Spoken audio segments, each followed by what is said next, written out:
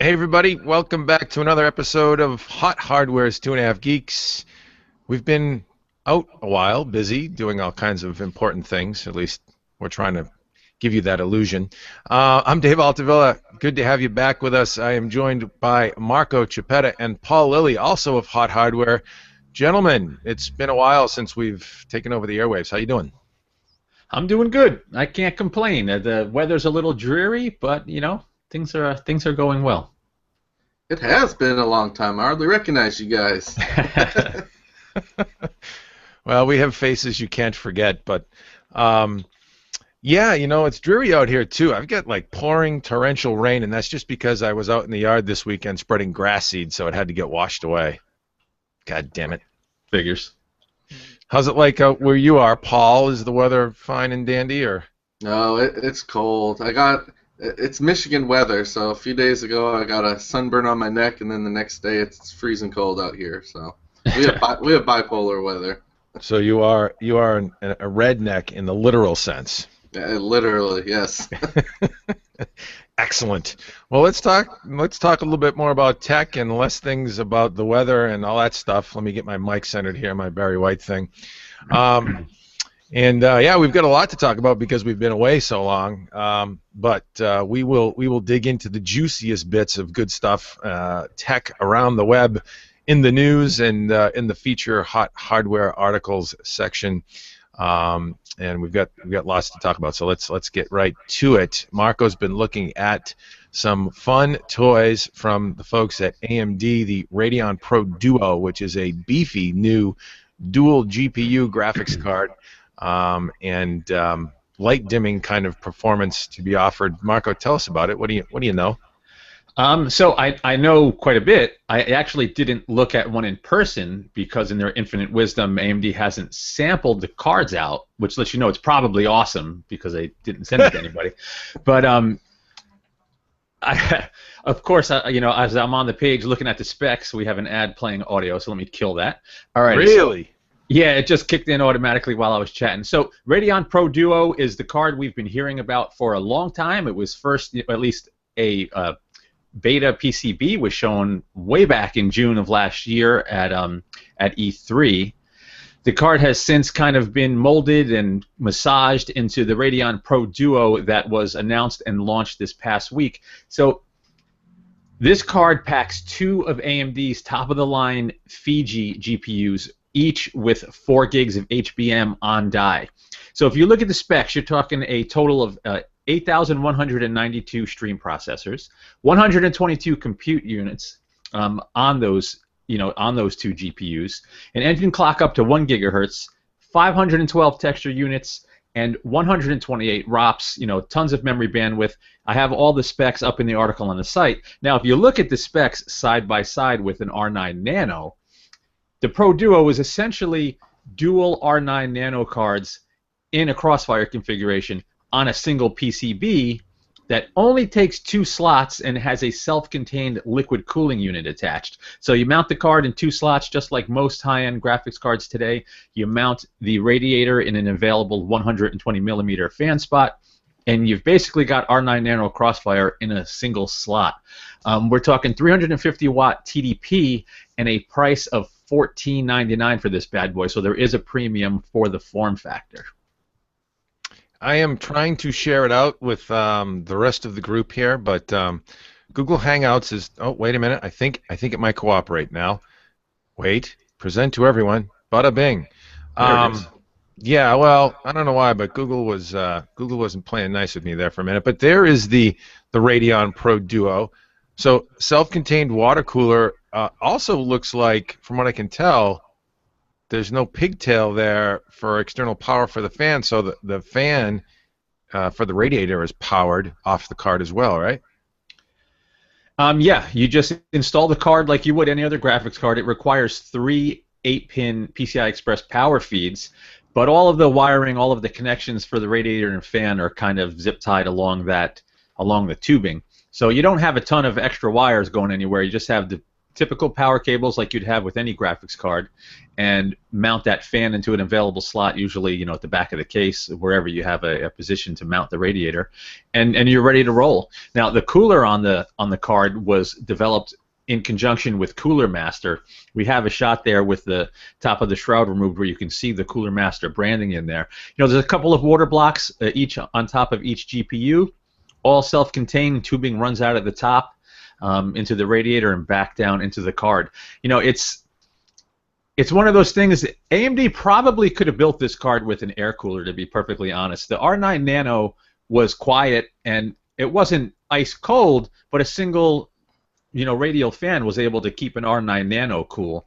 So if they had come up with a really dense copper heatsink and dual fans, probably could have made the Radeon Pro Duo air-cooled card.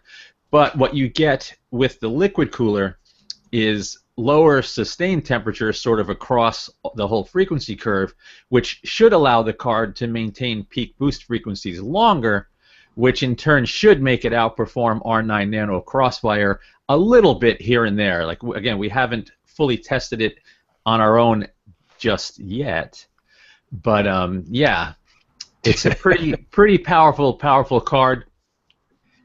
You have to deal with the limitations of a multi-GPU setup. It is software dependent. A game or app has to be able to leverage multiple GPUs for it to perform at its peak. But it is an engineering feat here. This is an ultra powerful graphics card, and under the right circumstances, it's going to be, even though I haven't tested, I can say this, it's clearly going to be the fastest single graphics card out there for a while. How long, we don't know. We can stop playing coy with the readers, the viewers. Okay. We actually, and this is we can just have this discussion because it's kind of interesting. It's the way things go sometimes in the tech world and tech journalism. But AMD did not sample the usual press with this card. They actually decided not to, for whatever reason. I have some hunches, but I'm not going to speculate. They just decided not to sample this card out. It was for sale for a brief period of time at Newegg and places like that. They sold out quickly. I actually got one in. We're testing it now. We got it through. We have our ways. We'll just say that, and it actually shows very strong performance. And we're sort of scratching our heads. Why didn't they want to wave the flag with this thing? Again, we have some hunches there, but we won't speculate. It does use a pair of Fiji GPUs. Consider it Radeon dual Radeon Nano on a single card, and from what I've seen performance-wise, it is stroke for stroke with a pair of NVIDIA GeForce GTX 980 Ti's in SLI. Couple of tests, it actually just edged out the 980 Ti's. In a couple of other tests, and I would say probably more often than not, it was slightly behind a pair of 980 Ti's. But on a single card with a self-contained water cooler, it's impressive to have this in a single dual slot configuration. And where it lost to the 980 Ti's, you're talking a few percentage points. You're talking 5-10% tops. And where it beat it, where it beat that solution from NVIDIA, that competitive dual GPU solution, it actually beat it by about the same amount. Small percentages. So within trading blows, with NVIDIA dual GPU GeForce GTX 980 Ti's, within a few percentage points, and impressive. And it's expensive. What was it, $1,500 or something, yep. Marco? Right? Yep. $1,499. Yeah. So cost is probably one of the mitigating factors in this launch for AMD, for the Radeon Technologies Group. It's probably one of those situations where building it cost competitively to a pair of NVIDIA GeForce GTX 980 Ti's is part of the gotcha. But I think folks would pay a premium for a single dual slot card that can perform to this level. It was pretty good stuff. How about noise and power?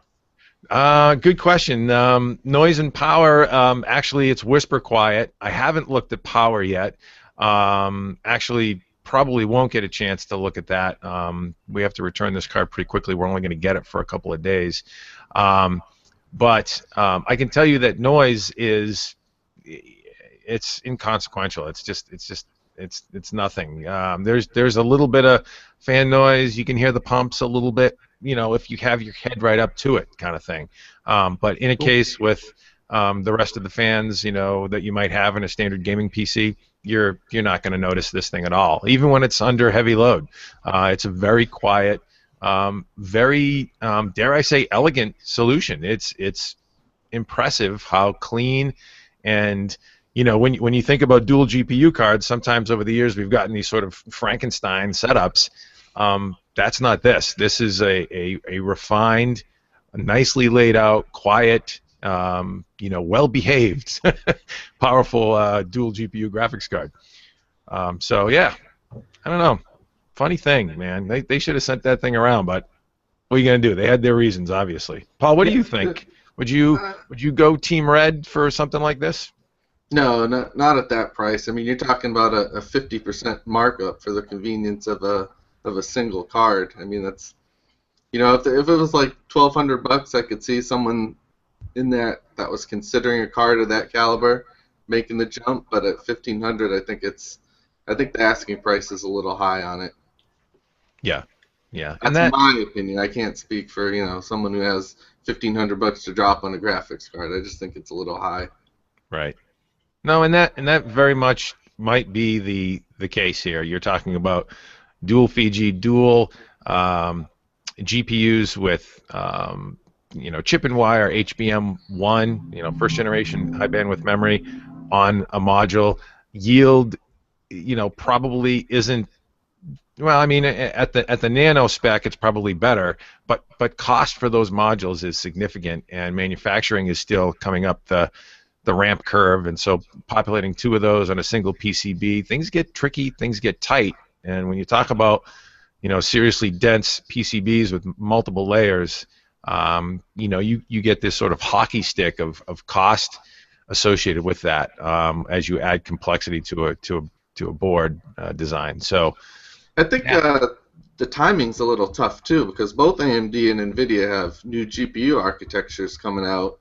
And as far as this card goes, you said it was available for a short time and you can't get it right now. So you're looking at waiting a little bit to get this, putting us that much closer to brand new architectures that are around there. So you're talking about spending a premium on a last gen product. I think that's a tough sell. Yeah, I think though the next gen stuff that's coming down the pipe from AMD is not going to address the ultra high end. I'm speculating again. I'm not 100% sure, but the Polaris stuff that we'll see relatively soon, I don't think is going to address the ultra high end, and they're going to more focus on low power, mainstream, high volume stuff. I think NVIDIA, I believe, is going to address the high end, but I don't think it's going to be a dual GPU solution. I'm not even sure it would catch this. But if you get a single GPU, let's speculate and say whatever NVIDIA has coming is, I don't know, 40% faster than a 980 Ti, and you're in striking distance of this guy in a card that's probably going to be half the price. So, yeah, there's lots of stuff happening. The latter half of this year, actually through summer and into the back-to-school season and just before the holidays, there is a boatload of stuff coming in terms of GPUs and CPU tech, so it is going to be so busy. It's going to be crazy. You're right. And it's funny. Marco always puts those caveats in there about we're speculating when we talk about things on what a company might do for launch, and for sure until it actually happens, you really it is speculation. But we get a lot of vibrations, a lot of sort of tea leaves to read along the way, so to speak, and I would not be surprised if what AMD does is something that they've done in the past. Their release history has been, release the mid-tier to upper mid-range GPU first, prove out that volume SKU that offers really good price performance, and then come back later with the big gun. NVIDIA tends to come out with the big gun first, and then trickle it back down. But yeah, it'll be interesting and good stuff to be sure on the horizon. Let's move on, shall we, gentlemen? Sure. Let's talk about killer gaming rigs, and actually, boy, I've had my fair share of looking at them lately. Actually took a preview look at Maingear's Rush Superstock X99 system very recently. I am assembling the final pages of the full detailed deep dive review at hothardware.com right now, but I will share this bad boy out because a picture is worth 1,000 words. Let me see if I can get Google to cooperate with me here again. Present Picture to is everyone. worth 10,000 words in this one. Yeah. Picture's worth 10,000 bones, more like it. This is an expensive, super high-end machine. Whoops, excuse our little menu overlay there. Let me spread this out, see if we can get a little bit larger for you. There you go. So yeah, this is the Maingear Rush Superstock X99. It is the Rush series of Maingear is their high-end, super deluxe, hard custom configured machine that is just, over the top kind of build.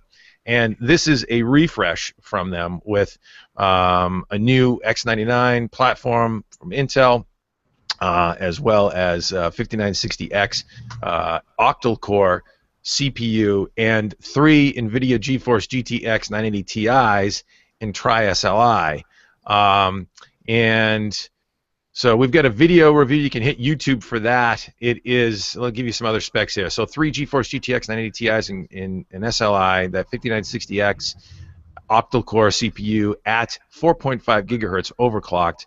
Incidentally, the GPUs are also beefed up with a 350 megahertz core and 250 megahertz. I have that reversed. 250 megahertz core and 350 megahertz memory boosts on the GPUs.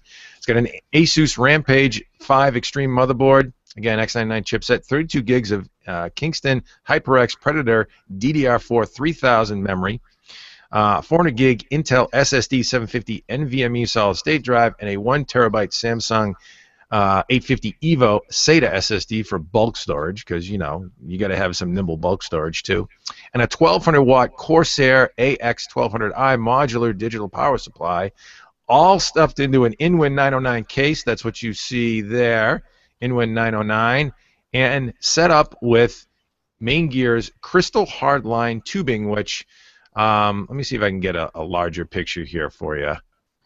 Doesn't really do it justice, I'm sure, in the video, but that is a killer cooling solution right there. Crystal hardline tubing. Up top, you see there's a big reservoir. That is one reservoir and pump assembly. And then in the rear, back with the 3 fans are back here, and there's a rear radiator, but there's also another small reservoir that you can't see in this picture and pump. So it's a dual pump, dual reservoir setup. Radiator in the rear, 3 big fans. Radiator in the front with a couple more big fans. So dual radiator, dual pump, dual reservoir, and some funky green liquid that Maingear says is anti-corrosive, antimicrobial, anti-conductive cooling. And talk about like over the top with bling lighting everywhere. The thing is just gorgeous.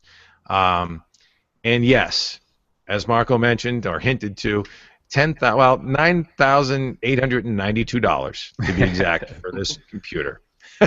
So, as I said in the video review, it is one of those builds that if you have to ask how much, you probably can't afford it. It really is kind of that opulent. It is really though a masterpiece of PC build. Workmanship. It is unbelievably well built, and that cooling system is so cool. I mean, just to look at and see it in operation. It also has, let me see if I can share it out one more time. It also has this braided wiring, I forget what they call it, but you can see that little cable bundle sticking out there. All those wires for the PCI Express graphics power supply feed going up to the graphics cards, all neatly individually wrapped and tied together with these little gathers. I mean, it is immaculate, absolutely immaculate. The rear of the chassis. Let me see if I can get a backside shot here. No, that's the front side. Hang on one second. Let's see if I can get a back view. Maybe not. Hang on. Is that it? Nope, not going to get it. Anyways, it's a little bit closer up shot. Actually, you can see that cabling there too. That's a good shot. So there's an EK water block there, and then that cabling, how tight and clean it is. This machine, overclocked, as heavy as it is, absolutely just hums. It's quiet, it's cool, it is stable, and just kicks butt. 4.5 gigahertz overclock on the CPU. It scored. We test a lot of gaming rigs here. It scored the best benchmark numbers we've seen across our entire suite current generation games and 3D Mark and all that good stuff. It scored the top numbers flat out across the board, like by a lot, because it's built that way. It's just when you put that much horsepower under the hood, overclock it and keep it real cool, it does very well. So very impressive. Again, it's one of those things where, you're going to look at it and go, I could build a gaming rig that performs pretty darn good for a lot less money. I would argue that you cannot build something like this unless you really know what you're doing, especially with the water cooling side. Those are custom cut and routed hardline cooling tubes and all that good stuff for the water blocks. And the setup is not trivial. It is really a craftsman's work, a modern super designer, system designer kind of level of quality and build here that I don't think the average Joe or Jane can attain without some serious chops and skills. But impressive stuff. What do you guys think? Yeah, you really have to see one of these in person to appreciate it. I've reviewed some of Maingear's stuff for the site in the past, and the wiring job that you're describing is not a anomaly or a fluke on this particular system. I mean, all the systems they sell, it's like that. I mean, it's hard to replicate at home. Marco might be able to put it off. No, not like that. But you're right. I mean, the cables are real tight, and there's no room for wiggle. I mean, everything is just perfect on these machines. Yeah. I mean, that's the kind of stuff that using the hardline tubing. Sure, if you have the experience, you could buy all the water blocks and all of the tubing and all of the fittings and all of the all the cable ties. You could do that on your own, but that's the kind of stuff that if it's your first time out, even your second or third time out to do something that elaborate, you're going to screw up cutting some tubing. You're going to misalign something. You're never going to have the cables exactly the way you want it. So yes, somebody could technically do that given enough time and experience, but it's definitely not easy. And your time is worth something. That's why a rig like this costs, there's a significant premium, but there's a human involved that has a ton of experience, that got that experience over years of building machines, and that's not free. It's just not free, period. You have to pay for that kind of craftsmanship and quality, and it's a beautiful rig, and I wish I could afford something like that. Yeah, no, it's definitely it is a one of a kind of thing, and the folks that it's funny you mentioned a human being involved in building that and designing that. Actually, there was absolutely a design and a layout involved, but the other nice thing that you get with something like this, with Maingear and boutique builders, not just Maingear, but of that class and quality. Certainly, Maingear is a great shop out of New Jersey. Maingear offers a lifetime support. So you have a problem with this thing, you call them up for the life of that you own it. And I want to say there's 3-year parts and labor or something like that. I have to look at exactly what the warranty terms are, but you've got some serious lifetime labor too. That's what it is. Lifetime labor and lifetime support. The parts are warranted, obviously, based on the manufacturer's warranty for the motherboard, the graphics card, and all that good stuff. In a lot of cases, those are anywhere from 1, 3, sometimes 5 years for storage. But something breaks, they'll actually, replace it for you, labor-free. So, it's actually, it's definitely a level of service, a level of customization, and a level of quality that you don't just get from, certainly from any mainstream box builder, and that you probably can't achieve yourself. So pretty cool stuff. But check them out. Yeah, we'll be doing a full review on that in the next, hopefully in the next few days. We'll get that review out, and you can really dive into the Maingear Rush X99 Super Stock. The other nice thing, and what's interesting here is you think about this $9,892 machine. Okay, is this a big business for them? Well, actually, it is. They do very well with these super high-end machines, and it's a testament to how well PC gaming is doing, how much it is still very much a growth market. We saw that every indication of that, like a flag waving high at PAX East in Boston. I attended that show, big gaming convention. And certainly there you got a ton of console gamers. You've got all kinds of gamers from all walks of life, right on down to board games and role-playing games, Dungeons and Dragons types all over the place. The place is wild and fun. But PC gaming was so prominent at that show, and it was really just sort of, I mean, we all know, because we see the numbers month in and month out, how PC gaming is still very much a growth segment, but it warmed our hearts to see how well represented by not only the attendees that went to this show, but by the manufacturers that build gaming rigs. And I'll share this out now, share a few more. This is from the show, Killer Gaming Rigs on display at PAX East. Here's Alienware's Area 51 with a serious mod done to it by Team V1 Tech. These are custom PC modder guys that put together this really cool, super blinged out Area 51 lighting and window mod, and I'm sure there's probably a few other tricks inside the rig, but you can see right there, looking pretty snappy. Yeah, pretty standard Alienware layout, actually, now that I see inside there. But lots of lighting and customization. And then this is the whose rig is this? The Cybertron CLX RA or RA.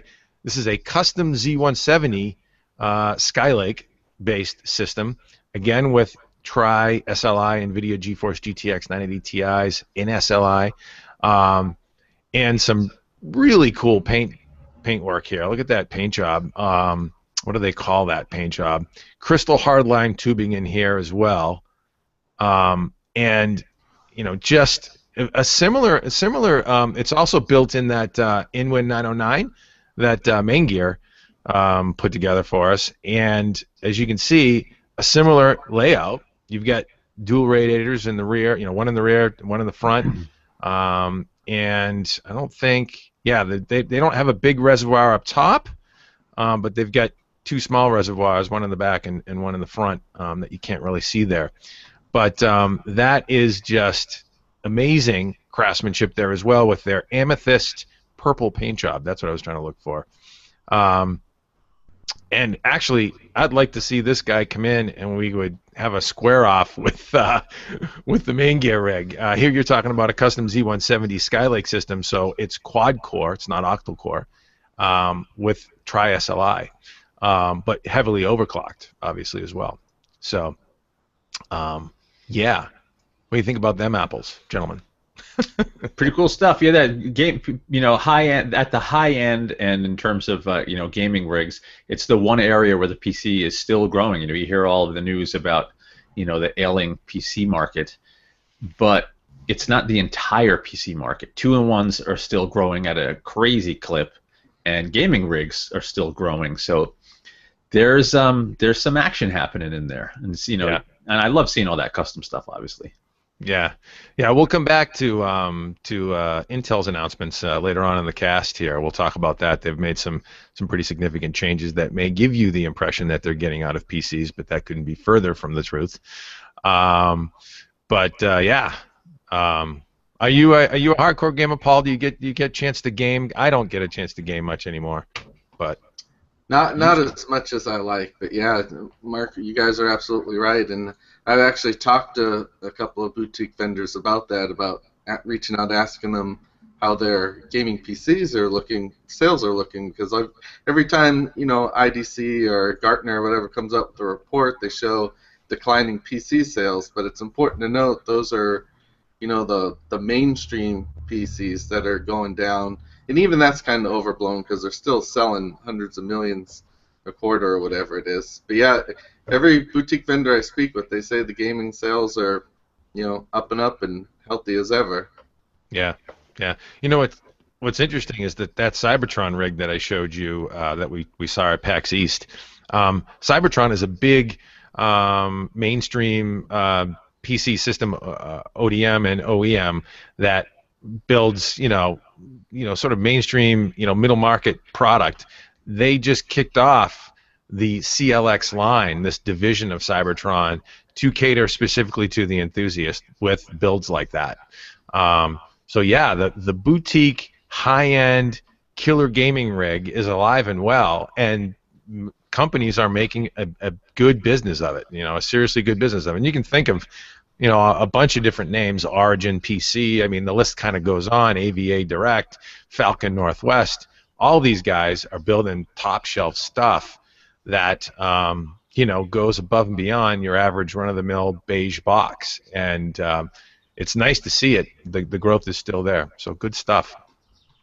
Want to move on to mobile a little bit? Sure, why not? So, yeah, switching gears to things that are a little bit more thin and light. We took a look at Samsung's Galaxy Tab Pro S, and who took a look at that for us, Marco? It was Josh. Josh, good-looking Surface Pro alternative, maybe? Sort of, yes. So the Pro S actually got a couple of things going for it that no one else does. So this is Samsung's premium entry into the 2-in-1 PC space. And what they sort of did is incorporate lots of the stuff that makes their mobile devices so attractive. This is the first Windows-powered, technically tablet. It's a 2-in-1. It's a convertible with an AMOLED display. So an FHD Plus 2160 by 1440 touchscreen AMOLED display. You hear Dave talk about how much he loves Samsung screens on his phones. Yeah. Picture that translated over into a little super thin PC. Now the rest of the specs will read like an entry-level Surface Pro. There's a Core M3 inside, Core M3 6Y30 dual core with Intel HD 515 graphics, 4 gigs of RAM, 128 gig SSD. Dual speakers, USB-C 3.1, all of the goodies you'd expect on a modern tablet powered by Core M, including full Windows 10 Home. It's not a cut down Windows. This is a full PC, and that little super thin tablet only weighs 1.53 pounds, and it's a quarter of an inch thick. So that Tab Pro S kind of snaps into its keyboard tray. It's not a hard clamshell, so it is sort of a funky magnetic latching mechanism that the tablet rests on the keyboard. So one of the niggles that Josh didn't like about it is that if you kind of bumped it, you can knock it over. But if you're using it on a table, you're good to go. If you're on your lap, you sort of have to be careful. But with the Core M3 and that AMOLED display, you get performance that's really pretty good for short bursty workloads. If you look at like PC Mark scores, it's up near the top of the chart. And overall battery life was really awesome. So for devices like this, where it's sort of tablet first, but you can get all of the benefits of a laptop, portability is a big deal. And in the Battery Eater Pro test, it topped the charts. It score of 234, which was, that's a really good score for that test. And in our new custom video loop test, way up towards the top as well. It only got beat by a couple of much larger, heavier machines. So you're looking at a premium 2-in-1 from Samsung. I believe starting price $899, but that includes the keyboard. So perfectly affordable, high-end, premium-looking machine. Not the fastest internals, but you get awesome battery life and good enough performance for most people. Yeah. What would a similarly configured Core M Surface Pro 4 go for? So I think the Surface Pro 4, unless there's a promo running, I can type it in now, but I'm fairly sure I'm right. I think they start at $799, but that does not include the keyboard. Tack on another $150 on top of that, and you can get into the entry-level Surface Pro. I'll double check right now. Yeah. It actually started at $899, the same price. So Sam's it's keyboard, of course. $8.99 without the keyboard, right? Yeah, without the keyboard. Yep. So there you go. So that's a good deal. That's a good deal, and you're absolutely right about that AMOLED display. Again, there's just something about those displays. You just cannot match the brightness, the contrast, the saturation, the deep blacks. They just have a lot of pop. I really really like them. It's nice to see them getting out into larger devices. We've heard rumblings about how AMOLED displays have issues with screen burn and things like that. That preclude them from larger format devices where perhaps the desktop or a window might be left on and burning for hours on end, and then you get some ghosting going on or something like that.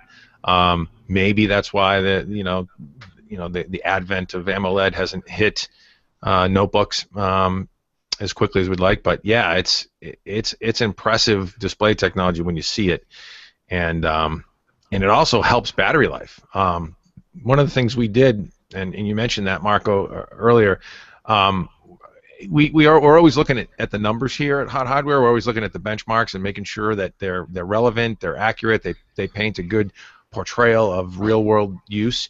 And so very recently we decided to add a little bit more complexity, unfortunately, to much to Paul's chagrin, I'm sure, for testing battery life. We actually now are measuring panels before we do our rundown test, whether it be video or web browsing or whatever, battery eater if you really want to burn on it.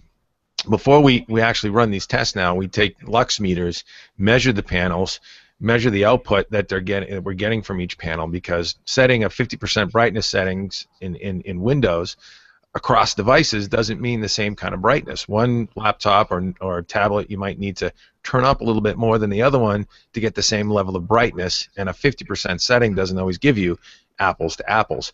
So we're actually doing that now. We're calibrating calibrating panels before we test to measure battery life. And in this case, AMOLED actually offers better battery efficiency. It consumes slightly less power per inch than a standard LCD display. So it looks better, and it gets great battery life as a result too, which is great. Yep. So, are you, Paul? Are you into 2-in-1s yet? Do you use one of these devices, or is that like, for me? I'm not so big on them. They're a little bit small for my man paws, but what about you? I'm old school. I like the big 17-inch gaming laptops. But I think what's interesting, though, is that Samsung is even in this category now, which underscores the growing interest in the Windows-based 2-in-1s. Yeah. Yeah, when Apple stepped out and said, "Oh yeah, we get this thing called iPad Pro. We got it too now." You knew somebody was making money at it, right? Microsoft obviously racked up a few points on that one. Marco, this is your kind of machine, though. Have you found a 2-in-1 these days that you would say perfect? Have you found that perfect 2-in-1 that's yet? actually not my kind of machine either. I carry around a Surface Pro 3. And I dislike, so it's a great machine, love the screen, it's fine. I haven't upgraded to Surface Pro 4. It works great on a desk, but lapability, like if I'm at a trade show and I have to have that thing on my lap, for someone my size with long arms, lapability is just not good. I prefer a stiff clamshell, harder, a traditional notebook still, personally, in the 11.6 to 13.3 range. I like little tiny notebooks. In terms of the ideal 2-in-1, it's probably the Surface Book, because it's rigid when it's attached. I don't have enough experience with it to say, but that's much bigger, much heavier. If you're a tablet first person, you suspect you'll use it in tablet mode often, then this is a great machine, because it's light, it's got a great screen, awesome touch, good battery life. If you're a notebook first and maybe you're going to use it as a tablet, then there's some more considerations to make. Yeah. I personally just need to have a full notebook myself. I do like tablets for kicking around on the couch at night, just noodling around, or maybe in bed, listening to some music or whatever, hitting some web action before you go to bed. But for getting real work done, I need that keyboard to mash on. that or more full-size keyboard. But yeah, this is clearly a growth product for the market, and it provides a good segue here into some very interesting, I guess, announcements that Intel has been making as of late. And those of us in core computing and in the tech web, when Intel makes some big announcements like this, we get a little nervous because they are Chipzilla. I mean, let's face it, they're the biggest, most influential company in tech for computing. And they came out with two announcements very recently. Intel announced an 11% workforce reduction, laying off 12,000 in a restructuring effort. That's number one.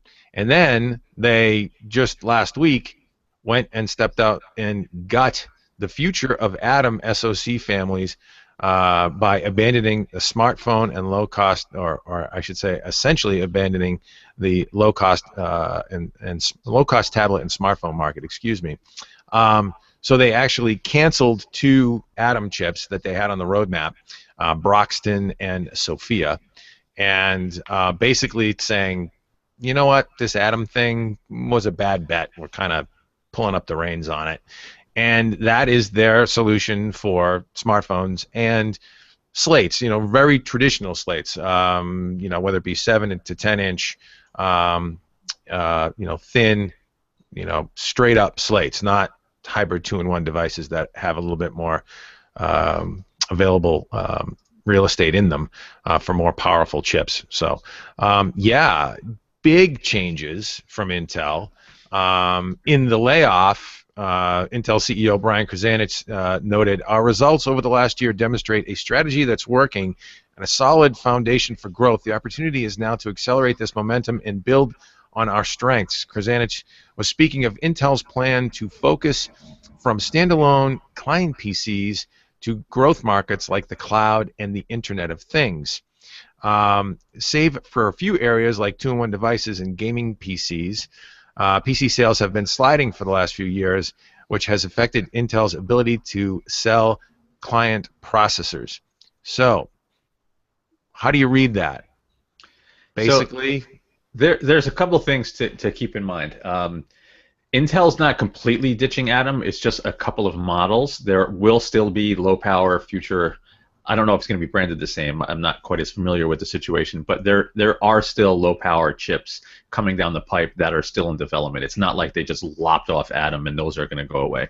Now, in terms of the layoffs, part of me thinks it's more about perception. I'm not going to pretend to know how the markets work. I'm a geek. I'm not a finance or analyst type of guy, but Intel doesn't want to be known as a PC company because of the perception that the PC is dying or dead, despite there's hundreds of millions sold every year.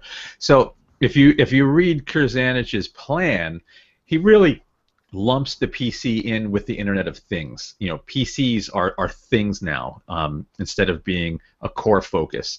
But it's not like Intel's going to stop making processors. If you want to power servers in the cloud, you still have to keep developing those fast processor cores and keep improving on power and keep improving on IPC and keep advancing fast memory and fast storage solutions. So all of that R&D and all of that research and all of those processor cores are still going to get made.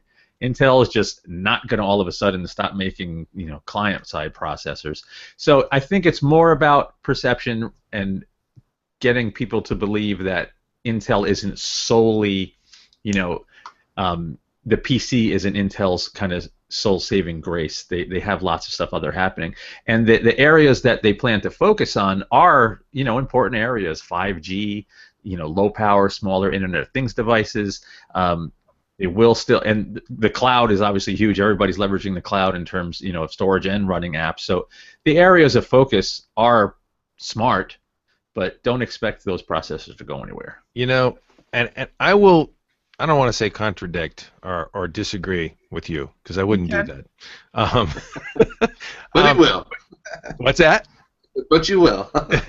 No, I won't. I want to just add some color to that. I guess, and that is, yes, they're not getting out of Atom cold turkey the whole shooting match.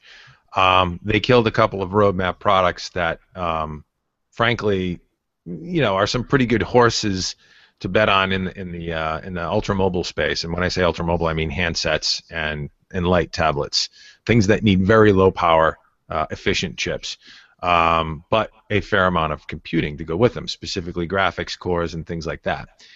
It does mark Intel's intention to stop throwing money at mobile computing, mobile client computing specifically, in the area of handsets. And I mean, I don't know if we'll ever see them back trying to get, Atom into things like the Asus Zenfone design. The Zenfone 2 is a great phone, right? And it's powered by Intel.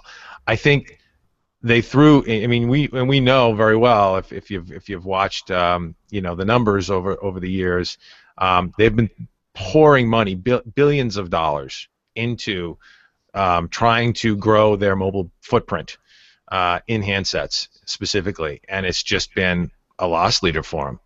And I think that's sort of the underlying, in addition to the perception, which I totally agree with you, Marco.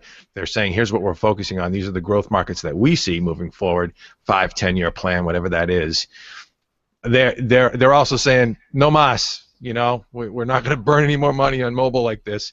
We're going to pick our spots and invest where we need to. And 2-in-1s clearly are a growth market. They're emphasizing that. They love the Microsoft Surface line.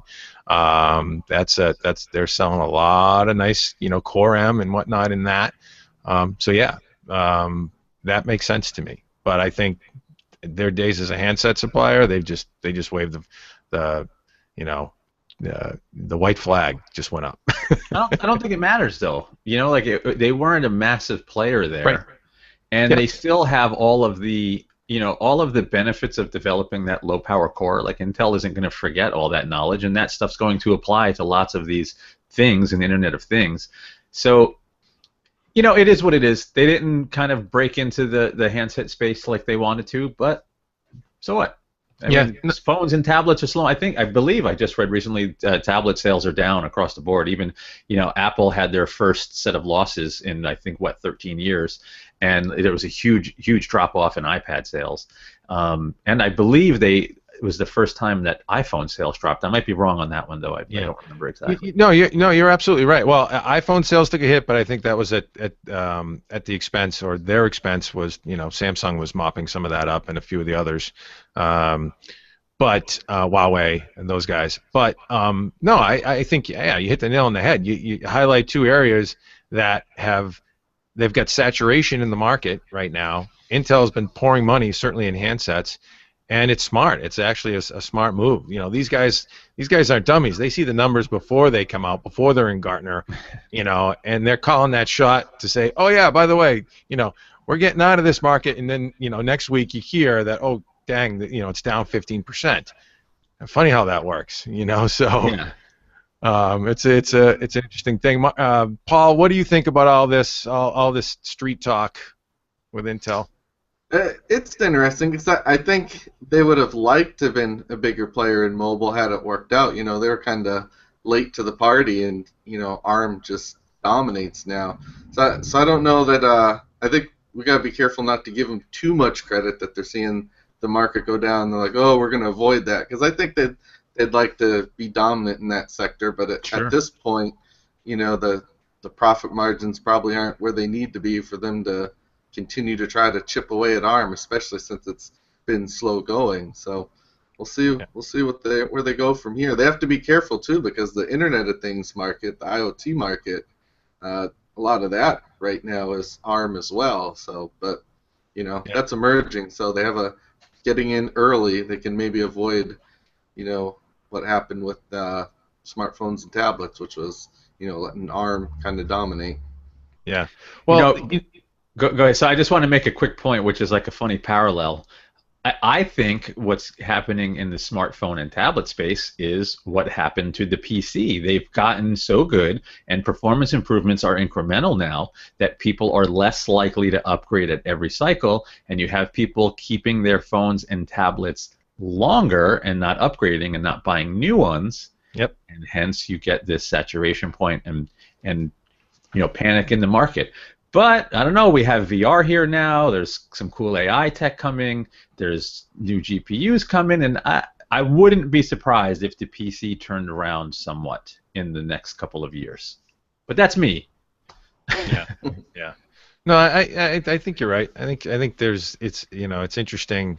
There's definitely a saturation point there on the ultra mobile side for handsets and tablets. But yeah, the other thing that Intel's doing well and done very well, seeding pre-market growth is IoT with very low power atom designs. And in the embedded space, which historically has been fairly strong for this company. So it's sort of, IoT has that embedded sort of feel. You get a little bit more, real-time operating system kind of stuff going on in that, development work going on in that space. And so x86 there has always had a play from industrial control and other types of applications that are similar to IoT. So yeah, it's more of a natural move for them, and I think that's where you're going to continue to see them focus on with low power atom, ultra low power stuff that doesn't need necessarily a whole lot of graphics horsepower or other areas where you need to throw considerable design resources beyond just the core, which they can do so well. So yeah, it should be interesting to watch, but big changes, and it ought to be interesting. I mean, I don't know. I think you're right, Mark. I think there's going to be a lot more horsepower demand in the PC market than people think, and we're still seeing some hints of that with VR and all that good stuff. Yep. So, again? No, I said yeah. There's lots happening. He doesn't disagree.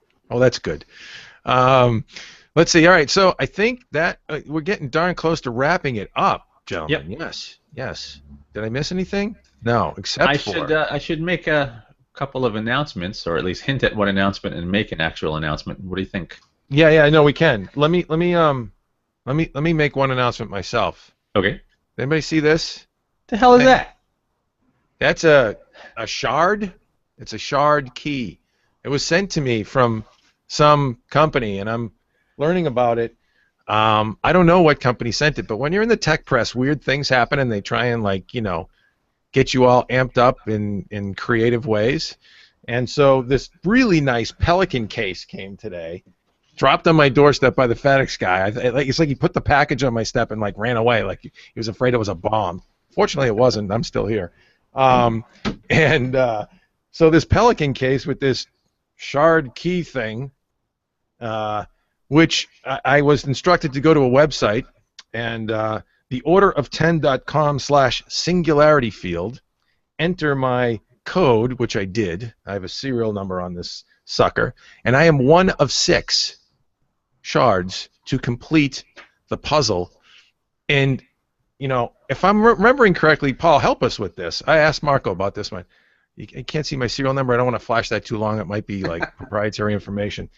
But this is this is Transformers lore, correct? Didn't they all have stones, and you needed 6 of them that when you put them all together they formed some force? Yeah, I think you're gonna go on. What's that movie with Nicolas Cage where he's on the treasure hunt? National Treasure. That's the one I was trying to think of. I think you're on one of those hunts with this. Either that or the government slipped in a spying device for all those NSA stories we post. Exactly. So right. Targeted by the. What's that? Maybe you're on that list. Yeah. It wouldn't be surprising. So you get this little note with it. We are the inquisitive, the code breakers, the truth seekers. For centuries, we've studied the patterns that govern the universe and the rules that drive our perceptions of reality. We toil in secret, pushing the boundaries of possibility, keeping our work underground until the world is ready. Oh my God. I have some Transformers lore for you. Oh yeah?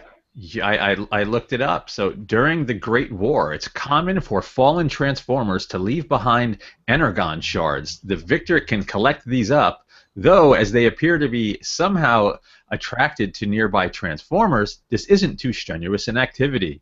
So I don't know if that thing has anything to do with shards, but there were shards involved with Transformers, and not the kind of shards that require you to change your underwear. Yeah, we appreciate not having to change our underwear. Whoever sent this. But yeah, no, it's interesting stuff. I mean, you know, I'm now on a quest with 5 other people, and I assume perhaps 5 other press outlets, in addition to Hot Hardware, that have been chosen to complete the shard puzzle and tell the world some sort of unveiling that's coming very soon. Those other slackers haven't input their code yet. I just went to check, and you're still the only one. So really, get on it, slackers. Yeah, get on it. We need to solve this. Find out if I'm in trouble or something. Tell the folks out there, Marco, about some toys we have, and then we will wrap this thing up. Yes, sir, I will. So our AMD gaming system giveaway has come to a close. We are this close to announcing the winner. We are just kind of going through all of the entries and making sure everything is legit and clean, and we will have that announcement maybe later today or tomorrow. That is happening. But we didn't want to waste any time, so we started another giveaway right away. Just went up this morning. We've hooked up with Killer Networking Technology and MSI and have 4 motherboards up for grabs just this week. So 2 H170 Gaming M3s and 2 Z170A Gaming M5s, really, really nice motherboards for Skylake from MSI, up for grabs and super easy to win, just like our previous giveaways. Like a couple of Facebook pages, be active in our discussions, both in the news and in articles and in the forum, and that's it. Don't spam the site. Contribute to the conversations. Have some fun with our members. Make some new friends in there. Chat it up. And that's it. We will randomly select the winners from those comments, and you could win an awesome motherboard. What do you think, Paul? Are you down with the Z170 Jiggy? Good stuff. Good stuff. Yeah, we try and do a little contest almost every month here at Hot Hardware. Not a contest. It's more of like a giveaway. Throw your name in a hat. But we try and tell folks get noticed and be engaged and involved with us in the community and contribute. And then you could win. You could win some cool swag. We get some really good stuff from the folks at MSI and Killer Networking, otherwise known as Rivet these days, right? Yes, that's the mother company. Yes. And you can find us around the web to engage in said activities, to be noticed at hothardware.com. That's where you'll find us. YouTube.com/hothardwarevids, Facebook.com/hothardware, and Twitter.com/hothardware. We're on Google Plus too, plus Hot Hardware, whatever plus. You'll find us.